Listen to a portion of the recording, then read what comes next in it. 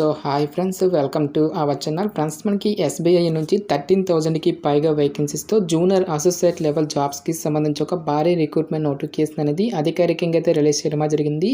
ఈ యొక్క పోస్ట్కి సెలెక్ట్ అయినటువంటి క్యాండిడేట్స్కి 46,000 వరకు కూడా మంత్లీ శాలరీ అనేది రావడం అనేది జరుగుతుంది. ఎవరైతే ఇక రిక్రూట్మెంట్కి అప్లై చేస్తున్నటువంటి క్యాండిడేట్స్కి తెలుగు లాంగ్వేజ్ అనేది చదవడం మరియు రాయగలిగేటువంటి స్కిల్స్ అయినా మాత్రం మీకు డెఫినెట్గా అయితే రావాల్సి అయితే ఉంటుంది గైస్. నెక్స్ట్ మనకి తెలుగులోనే ఈ యొక్క ఎగ్జామినేషన్ అనేది కూడా కండక్ట్ చేయడం జరుగుతుంది కాబట్టి డెఫినెట్గా ఈ యొక్క ఆపర్చునిటీని అయితే యూటిలైజ్ అయితే చేసుకోండి. ఈ విధంగా ఈ యొక్క నోటిఫికేషన్కి సంబంధించి కంప్లీట్ డీటెయిల్స్ అన్నింటినీ కూడా ఈ యొక్క వీడియోలో డిస్కస్ అయితే చేద్దాం. సో ఎవరు కూడా స్కిప్ అయితే చేయదు గైస్. ఫస్ట్ టైం మన ఛానల్ని విజిట్ చేస్తున్నట్లయితే కనుక సబ్స్క్రైబ్ అయితే చేసుకొని బెల్ ఐకన్ కూడా యాక్టివేట్ చేసి పెట్టుకోండి. ఇంకా ఎవరైనా వీడియోని లైక్ చేయనట్లయితే కనుక డెఫినెట్గా వీడియోని లైక్ చేసి మీ ఫ్రెండ్స్ అండ్ ఫ్యామిలీ మెంబర్స్కి అయితే షేర్ చేయండి friends. Okay, let's start the video. Friends, ఈ యొక్క పోస్ట్లకి సంబంధించి ఇంపార్టెంట్ డేట్స్ విషయానికి వచ్చేట్లయితే కనుక సో మనకి ఇవాళ నుంచి కూడా అప్లికేషన్ ప్రాసెస్ అనేది స్టార్ట్ కావడం అనేది జరిగింది. ఇక లాస్ట్ డేట్ విషయానికి వచ్చేట్లయితే కనుక January 7th కల్లా ఈ యొక్క రిక్రూట్మెంట్కి ఆన్లైన్లో అప్లికేషన్స్ అనేవి సబ్మిట్ అయితే చేసుకోవాల్సి అయితే ఉంటుంది.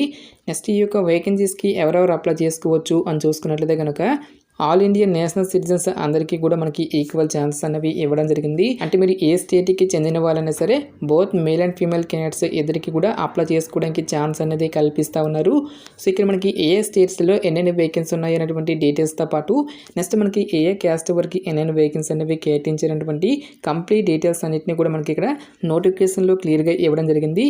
ఆంధ్రప్రదేశ్తో పాటు తెలంగాణలో కూడా మనకి సపరేట్గా వేకెన్సీ అనేవి కేటాయించడం జరిగింది కాబట్టి సో డెఫినెట్గా ఈ యొక్క ఆపర్చునిటీ అయితే యూటిలైజ్ అయితే చేసుకోండి. సో మనకి అన్ని క్యాస్ట్ల వరకు కూడా వేకెన్సీ అనేవి కేటాయించడం జరిగింది గైస్. లైక్ మనకి SC, ST, OBC, economically weaker సెక్షన్తో పాటుగా సో జనరల్తో పాటుగా ఇంక్లూడింగ్ మనకి పీడబ్ల్యూడీ క్యాండిడేట్స్కి కూడా సపరేట్గా వేకెన్సీ అనేవి కేటాయించడం జరిగింది. ఈ విధంగా మనకి ప్రతి ఒక్క కేటగిరీ వరకు కూడా సపరేట్గా వేకెన్సీ అనేవి కేటాయించడం జరిగింది. నెక్స్ట్ మనకి ఓపెన్ కేటగిరీలో కూడా ఎక్కువ వేకెన్సీ అనేవి కేటాయించారు కాబట్టి సో ఈ యొక్క విభాగంలో ఉన్నటువంటి పోస్ట్కి మీరు ఏ క్యాస్ట్కి చెందిన వాళ్ళైనా సరే ఈ యొక్క రిక్రూట్మెంట్కి మీరు అప్లై అయితే చేసుకోవచ్చు. సో టోటల్గా మనకి ఈ యొక్క నోటిఫికేషన్ ద్వారా 13,735 వేకెన్సీస్ని అయితే రిక్రూట్మెంట్ అయితే చేయడం జరుగుతుంది గైస్. సో ఇక్కడ ఇచ్చేటువంటి ఈ యొక్క స్టేట్స్లో మీరు ఏ స్టేట్కైనా అప్లికేషన్స్ అనేవి సబ్మిట్ అయితే చేసుకోవచ్చు. కాకపోతే మీరు ఏ స్టేట్కి అయితే అప్లై చేస్తున్నారో ఆ స్టేట్కి సంబంధించిన లోకల్ లాంగ్వేజ్ అనేది మాత్రం మీకు డెఫినెట్గా అయితే రావాల్సి అయితే ఉంటుంది గైస్. నెక్స్ట్ ఈ యొక్క పోస్టులకి సంబంధించి అప్లై చేసుకోవడానికి మీకు ఉండాల్సినటువంటి ఏజ్ లిమిట్ విషయానికి వచ్చినట్టయితే కనుక April 1st, 2024 నాటికి మీకు మినిమం ఏజ్ అనేది 20 years అయితే కంప్లీట్ అయి ఉండాలి. జనరల్ అభ్యర్థులు వచ్చేసరికి 28 years వరకు కూడా అప్లై అయితే చేసుకోవచ్చు. నెక్స్ట్ మనకి క్యాస్ట్ వరకు కూడా ఏజ్ రిలాక్సేషన్స్ అనేవి అప్లికేబుల్ అయితే అవుతాయి. ఓబీసీ క్యాండిడేట్స్ వచ్చేసరికి 31 years వరకు, ఎస్సీ, ఎస్టీ క్యాండిడేట్స్ వచ్చేసరికి 33 years, నెక్స్ట్ పీడబ్ల్యూడీ క్యాండిడేట్స్ వచ్చేసరికి 38 years వరకు కూడా అప్లై చేసుకోవడానికి ఛాన్స్ అనేది కల్పిస్తూ ఉన్నారు. నెక్స్ట్ ఈ యొక్క పోస్ట్కి సంబంధించి అప్లికేషన్ ప్రాసెస్ విషయానికి వచ్చినట్టయితే కనుక ఓన్లీ ఆన్లైన్లోనే అప్లై చేసుకోవాల్సి అయితే ఉంటుంది. అప్లికేషన్ ఫీజుకి సంబంధించిన డీటెయిల్స్ కనుక చూసుకున్నట్లయితే కనుక ఎస్సీ, ఎస్టీ, పీడబ్ల్యూడీ క్యాండిడేట్స్ ఎవరైతే ఉంటారో ఈ యొక్క క్యాండిడేట్స్కి ఎటువంటి అప్లికేషన్ ఫీజు అనేది కూడా లేదు గైస్. ఈ యొక్క క్యాండిడేట్స్ అందరూ కూడా ఫ్రీగా అయితే అప్లై అయితే చేసుకోవచ్చు.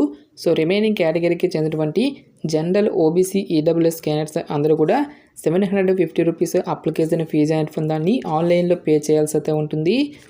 సో మనకి ఈ యొక్క నోటిఫికేషన్ ద్వారా జూనియర్ అసోసియేట్ అనేటువంటి ఈ యొక్క ఉద్యోగాలను అయితే రిక్రూట్మెంట్ అయితే చేయడం జరుగుతుంది గైస్. సో ఇక పోస్ట్కి సెలెక్ట్ అయినటువంటి క్యాండిడేట్స్కి మనకి జాబ్ పోస్టింగ్ అనేది కూడా మీకు సొంత జిల్లాలో కానీ లేదంటే మీకు సొంత జిల్లాకి దగ్గరలోనే జాబ్ పోస్టింగ్ అనేది ఉంటుంది కాబట్టి డెఫినెట్గా ఈ యొక్క ఆపర్చునిటీని అయితే యూటిలైజ్ అయితే చేసుకోండి. సో మనకి ఎస్బీఐ నుంచి ఇంత భారీ సంఖ్యలో ఇలాంటి నోటిఫికేషన్స్ అంటే మనకి చాలా అంటే చాలా అరుదుగా వస్తూ ఉంటాయి. సో ఈసారి కనుక ఈ యొక్క ఛాన్స్ అనేది మీరు మిస్ చేసుకున్నట్లయితే కనుక సో మరికొన్ని సంవత్సరాల పాటు కూడా మనం వెయిట్ చేయాల్సి అయితే ఉంటుంది కాబట్టి క్వాలిఫికేషన్ ఉన్నటువంటి ప్రతి ఒక్క క్యాండిడేట్ కూడా ఈ యొక్క రిక్రూట్మెంట్కి అప్లై అయితే చేసుకోండి. నెక్స్ట్ ఈ యొక్క పోస్ట్లకి సెలెక్ట్ అయినటువంటి క్యాండిడేట్స్కి మనకి పే స్కేల్ అనేది ఏ విధంగా ఉంటుంది అని చూసుకున్నట్టయితే కనుక సో మనకి బేసిక్ పేనే 26,000కి పైగా మనకి శాలరీ అనేది రావడం అనేది జరుగుతుంది. సో ఇక బేసిక్ పేతో పాటు చాలా రకాల అడ్మిజబుల్ అలవెన్సెస్ అనేవి కూడా మనకి పే చేయడం జరుగుతుంది. లైక్ మనకి house rent allowances, DRS allowances, next PF, gratuity, medical బెనిఫిట్స్తో పాటు ఈ విధంగా మనకి చాలా రకాల బెనిఫిట్స్ అయితే మనకి ప్రొవైడ్ అయితే చేయడం జరుగుతుంది. ఈ విధంగా అన్ని అలవెన్సెస్ కలుపుకుంటే దాదాపుగా మనకి 46,000 వరకు కూడా మంత్లీ శాలరీ అనేది రావడం జరుగుతుంది అని చెప్పేసి ఇక్కడ మనకి రిక్రూట్మెంట్ నోటిఫికేషన్లోనే క్లియర్గా మెన్షన్ చేయడం జరిగింది.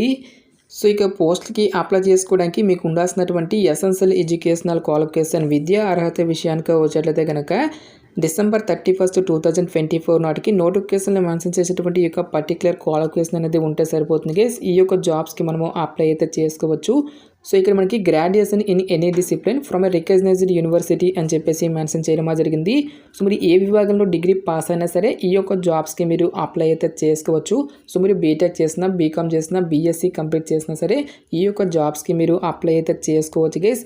ఎలాంటి ఎక్స్పీరియన్స్ కానీ ఎటువంటి ఎక్స్ట్రా సర్టిఫికేట్స్ అంటూ కూడా మనకి ఏమీ కూడా ఉండాల్సినటువంటి అవసరం అయితే లేదు. సో ఇక పోస్ట్‌లకి సంబంధించి సెలక్షన్ ప్రాసెస్ అనేది మనకి ఏ విధంగా ఉంటుంది అని చూస్తున్నట్లయితే కనుక ఓన్లీ 3 స్టేజెస్లో ఈ యొక్క వేకెన్సీస్కి సంబంధించి సెలక్షన్ అనేది కంప్లీట్ అయితే చేయడం జరుగుతుంది. సో ఫస్ట్ స్టేజ్లో మనకి ప్రిలిమినరీ ఎగ్జామినేషన్ అనేది కండక్ట్ చేయడం జరుగుతుంది గైస్. టోటల్గా మనకి 100 మార్క్స్కి సంబంధించి ఈ యొక్క టెస్ట్ అనేది కండక్ట్ చేయడం జరుగుతుంది.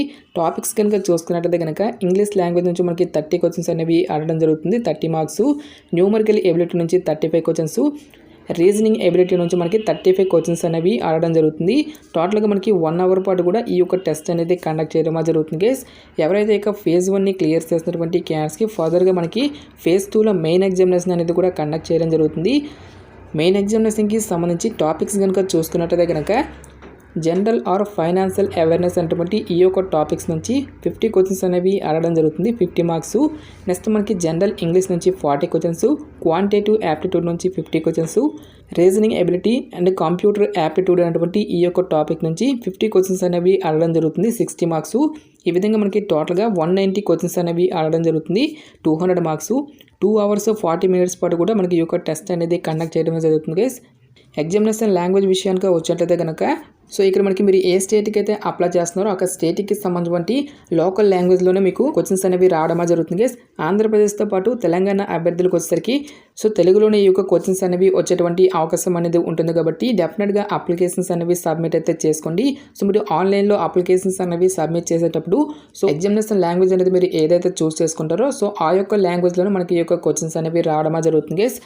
సో ఈచ్ వన్ కరెక్ట్ ఆన్సర్కి మనకి 1 మార్క్ అనేది కేటాయిస్తారు. ప్రతి రాంగ్ ఆన్సర్కి కూడా మనకి 1/4 నెగిటివ్ మార్కింగ్ అనేది కూడా ఉంటుంది. సో 4 మిస్టేక్స్కి 1 మార్క్ అనేది డిడక్ట్ చేయడం అనేది జరుగుతుంది గైస్. సో ఎవరైతే ఇక మెయిన్ ఎగ్జామినేషన్ కూడా క్లియర్ చేసినటువంటి క్యాండిడేట్స్కి ఫర్దర్గా మనకి లోకల్ లాంగ్వేజ్కి సంబంధించి మరొక టెస్ట్ అనేది కండక్ట్ చేయడం జరుగుతుంది. సో ఈ యొక్క టెస్ట్లో మనకి ఒక లోకల్ లాంగ్వేజ్ అనేది మీకు వచ్చా రాదని చెప్పేసి ఒక సంబంధించిన టెస్ట్ అనేది కండక్ట్ చేయడం జరుగుతుంది గైస్. సో మనకి లోకల్ లాంగ్వేజ్ టెస్ట్ అనేది జస్ట్ క్వాలిఫై నేచర్లో మాత్రమే ఉంటుంది. మెయిన్ సెలక్షన్ అనేది మాత్రం మనకి ఫేజ్ 2లో వచ్చేటువంటి మార్క్స్ని బేస్ చేసుకుని అభ్యర్థులను అయితే షార్ట్ లిస్ట్ అయితే చేయడం జరుగుతుంది గైస్.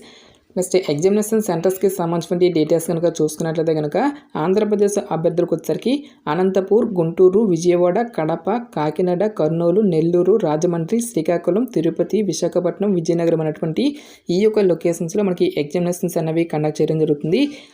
నెక్స్ట్ తెలంగాణ అభ్యర్థులకు వచ్చేసరికి హైదరాబాద్, కరీంనగర్, ఖమ్మం, వరంగల్ అనేటువంటి ఈ యొక్క లొకేషన్స్లో సో ఇక పోస్ట్లకి సంబంధించి రిటన్ ఎగ్జామినేషన్స్ అనేవి కండక్ట్ అయితే చేయడం జరుగుతుంది గైస్.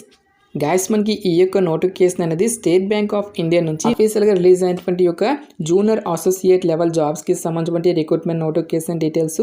ఇంట్రెస్ట్ ఎలిజిబుల్ క్యాండిడేట్స్ డెఫినెట్గా ఈ యొక్క రిక్రూట్మెంట్కి అప్లై అయితే చేసుకోండి. సో ఇక పోస్ట్లకి సంబంధించిన లింక్స్ అన్నిటిని కూడా వీడియో డిస్క్రిప్షన్లోను కామెంట్ సెక్షన్ అయితే ప్రొవైడ్ అయితే చేస్తాను గైస్. ఇంకా ఈ యొక్క నోటిఫికేషన్కి సంబంధించి మీకు ఎటువంటి డౌట్స్ వచ్చినా సరే నాకు కామెంట్ సెక్షన్లో కామెంట్ అయితే చేయండి. ఇటువంటి మరిన్ని జాబ్ అప్డేట్స్ కోసం మన ఛానల్ని సబ్స్క్రైబ్ చేసుకునే బెల్ ఐకాన్ కూడా యాక్టివేట్ చేసి పెట్టుకోండి. సో ఇది ఫ్రెండ్స్ ఇవాల్టి వీడియో. రేపు మరొక మంచి జాబ్ అప్డేట్తో మళ్ళీ మీ ముందుకు రావడం అనేది జరుగుతుంది. Thanks for watching. Have a nice day.